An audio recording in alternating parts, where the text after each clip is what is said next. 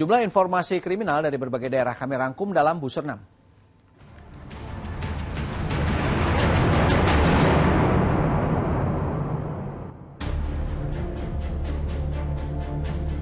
Seorang pejalan kaki warga Kabupaten Subang, Jawa Barat tewas setelah terjatuh dari flyover atau jembatan layang tol Cipali, wilayah Kabupaten Subang, Jawa Barat, Rabu siang, terekam CCTV. Saat ditemukan di ruas jalan tol Cipali kilometer 110 jalur B, wilayah Cilameri, Kabupaten Subang, korban yang diketahui bernama Teddy, 59 tahun, warga Kelurahan Soklat, Kabupaten Subang dalam kondisi terluka parah. Oleh petugas tol Cipali, korban langsung dievakuasi ke Rumah Sakit Hamori, Subang, namun sayang nyawa korban tidak tertolong. Usai disemayamkan di kamar jenazah rumah sakit, oleh pihak keluarga, korban dibawa ke Cimahi, Jawa Barat untuk dimakamkan. Kasus ini kini dalam penyelidikan aparat Polres Subang. Seorang pria Parubaya ditemukan tewas di dalam mobil box di ruas tol Jakarta-Tangerang, Kebonjeruk, Jakarta Barat, Rabu sore. Mayat Yaya Taryana berusia 62 tahun warga Ranca Ekek, Bandung, Jawa Barat, pertama kali ditemukan petugas jasa marga yang tengah melakukan patroli. Saat patroli itulah petugas melihat kendaraan korban tengah berhenti di bahu jalan. Saat dilakukan pemeriksaan, petugas menemukan pria Parubaya itu sudah meninggal dunia dengan kondisi terbujur kaku di kursi depan mobil. Mendapat laporan, tim Inafis Polres Jakarta Barat langsung melakukan olah tempat kejadian perkara. Guna proses penyelidikan, polisi membawa jasad Yaya Taryana ke Rumah Sakit Cipto Mangunkusumo, Jakarta Pusat. Aksi pencurian sepeda motor di halaman Masjid Al-Abrar, Kelurahan Titipapan, Kota Medan, Sumatera Utara, terekam CCTV. Dalam aksinya, seorang pemuda dengan membawa sarung mengintai sejumlah sepeda motor yang terparkir di halaman masjid. Setelah 5 menit mengintai, pelaku memutuskan mencuri sepeda motor milik jemaah masjid bernama Saparudin Al-Buyung. Tak membutuhkan waktu lama, pelaku berhasil membawa kabur sepeda motor incarannya. Aksi pencurian sepeda motor ini telah dilaporkan korban ke Polsek Medan Labuhan dan berharap pelaku dapat segera ditangkap serta sepeda motor korban bisa kembali.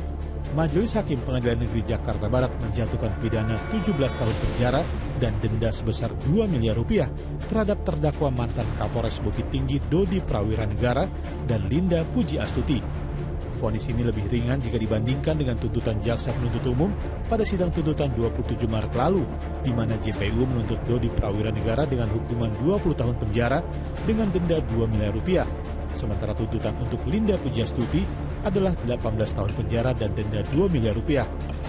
Keduanya secara sah dan meyakinkan bersalah terlibat dalam kasus peredaran narkotika yang melibatkan mantan Kapolda Sumatera Barat, Irjen Teddy Minahasa.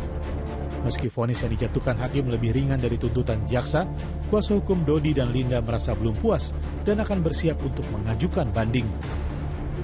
Nekat pamerkan alat kelamin kepada wisatawan perempuan, AS, seorang penjaga toilet umum alun-alun selatan kota Yogyakarta, diringkus polisi. Kejadian berawal saat korban yang hendak membayar retribusi toilet tiba-tiba dikagetkan dengan tingkah pelaku yang memamerkan alat kelaminnya. Kepada polisi, tersangka mengaku aksi eksibisionis dilakukan demi memenuhi hasrat seksual dan kepuasan sendiri. Pria yang sudah berusia 62 tahun ini mengaku hilaf atas kelakuannya. Akibat perbuatannya, tersangka yang memiliki istri dan 2 anak ini akan dijerat pasal tentang pornografi dengan ancaman hukuman 10 tahun penjara. Tim Direktorat Tindak Pidana Narkoba Bareskrim Polri, Ditres Narkoba Polda Banten dan Polda Jambi menggagalkan penyelundupan 265 kg sabu cair di kawasan perairan Kabupaten Pandeglang, Banten. Dalam gelar perkara di Polda Jambi Rabu siang, pengungkapan penyelundupan sabu berdasarkan penyelidikan kasus narkoba oleh Polda Jambi pada bulan November 2022 lalu. Dari penyelidikan itu, polisi mendapatkan informasi akan ada pengiriman narkoba dari Iran menuju Indonesia dan akan diedarkan di beberapa daerah, salah satunya di Jambi. Patroli rutin di perairan Indonesia pun digiatkan dan polisi akhirnya mendapati kapal yang mencurigakan yang ternyata di dalamnya terdapat 5 jerigen berisi ratusan kilogram sabu-sabu cair. Dalam penggerebekan itu, polisi juga menangkap 1 orang warga negara Iran. Sabu-sabu cair ini dapat menghasilkan 750 kg sabu-sabu kristal yang nilainya mencapai ratusan miliar rupiah.